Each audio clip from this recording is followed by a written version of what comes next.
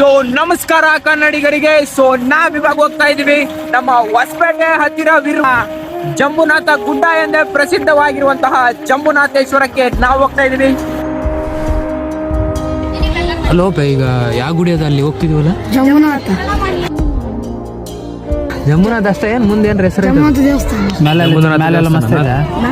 ಚೆನ್ನಾಗೈತಾನೆ ಎಲ್ಲ ಮೇಲೆ ಬೈಕ್ ಹೋಗವೇನ್ ಮೆಟ್ಲ ಹತ್ಕೊಂಡು ಹೋಗ್ಬೇಕ? Road bike. ನೀ ಯಾವಾಗ ಹೋಗಿದ್ದೆ ಲಾಸ್ಟ್ ಟೈಮ್?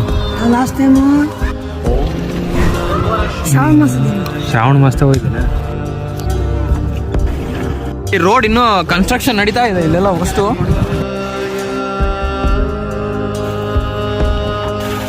ಜಂಬುನಾಥ ದೇವಸ್ಥಾನಕ್ಕೆ ಹೋಗುವ ದಾರಿ. ಯಾವುದೇ ಗುಡಿಗೆ ಹೋಗ್ರಿ ಫಸ್ಟ್ ಮನಸ್ಸು ಶುದ್ಧಿ ಆಗಿರಬೇಕು. ಅದ್ರ ಜೊತೆಗೆ ನಮ್ಮ ಕೈಕಾಲು ಮುಖ ಎಲ್ಲ ಪಾದಗಳನ್ನು ತೊಳ್ಕೊಂಡು ಹೋಗ್ಬೇಕು. ನೀವೇನಿದೆ ನೋಡ್ತಿದ್ದೀರಲ್ಲ, ಈಗ ಇದು ವಿಜಯನಗರದ ಜಂಬುನಾಥೇಶ್ವರ ಎಂಬ ದೇವಾಲಯ. ವಿಜಯನಗರ ಏನು ಹಂಪಿ ಅಂತ ನಾವು ನೋಡ್ತೀವಲ್ಲ, ಅದಕ್ಕಿಂತ ಪುರಾತನವಾದಂತಹ ದೇವಾಲಯ ಇದು.